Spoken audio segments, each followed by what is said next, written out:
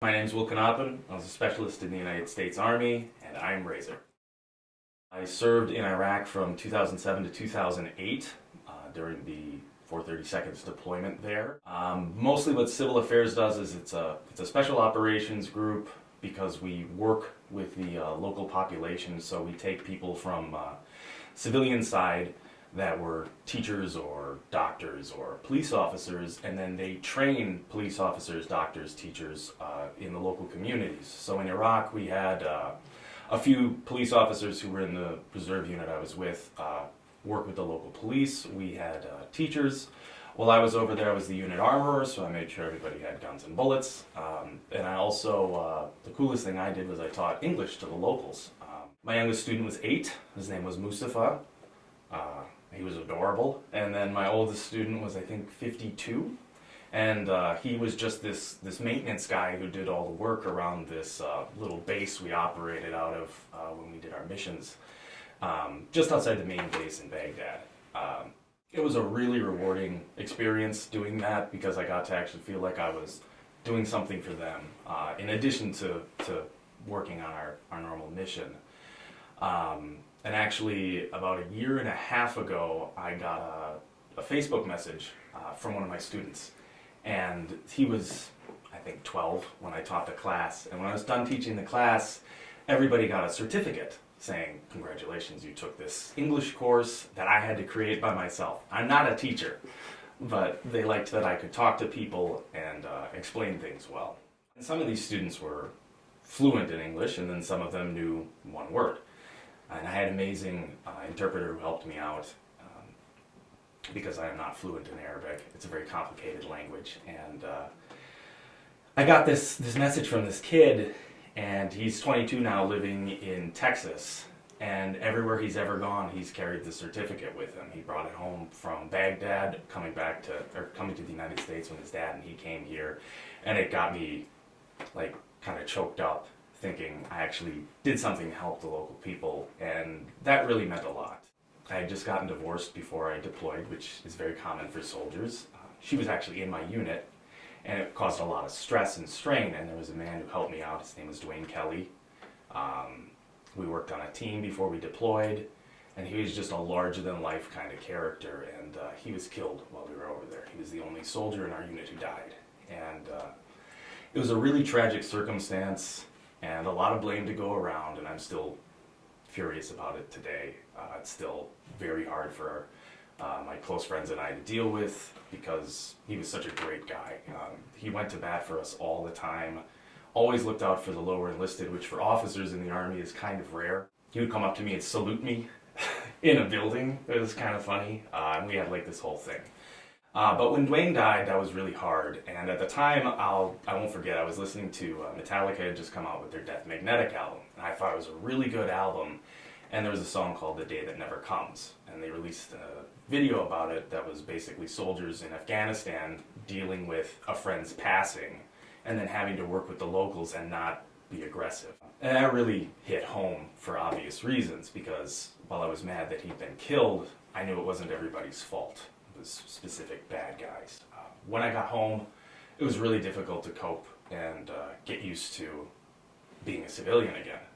I ended up having to leave the Army. I had an honorable discharge. I'd served my years, and I was done. And I couldn't keep doing it anymore. It felt like trying to go back to the way things were before we deployed was just kind of it felt like a joke, and I hated it.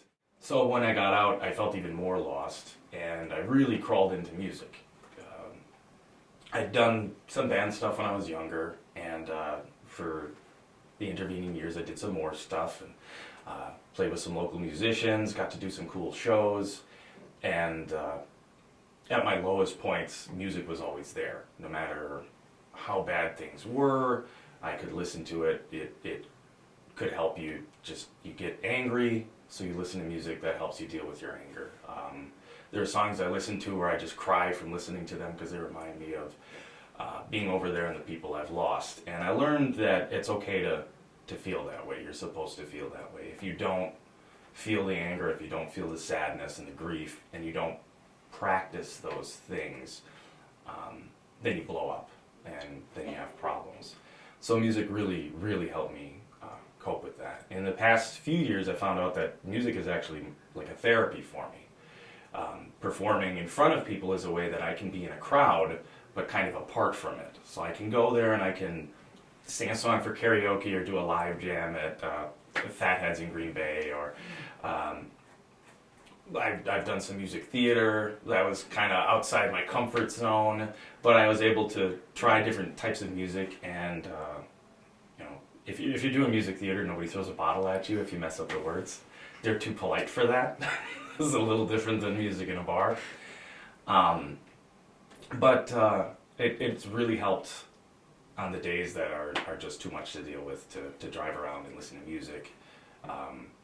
Go out to a bar with friends and sing some karaoke, to really tap into stuff that hits home. There's a lot of songs out there that I found are poignant and remind me of the bad things in a healthy way, and help me cope with it in another healthy way. I can't imagine going through everything I've gone through without having all the bands that meant something to me, whether it was Metallica, which will always be my favorite, or I love Rammstein and Avatar. They've got kind of this driving, poetic feel to a lot of their music. More aggressive or ridiculous bands like Death Clock, who's a cartoon band, but they're pretty awesome. Best show I ever saw live, too. And going and seeing local bands is great too. That's been a really fun thing. My girlfriend has been very good about making sure I get out of the house and engage in social activities, and music really allows me to do that because everybody's there to listen to something, enjoy something. For a lot of veterans, we deal with what's called hypervigilance.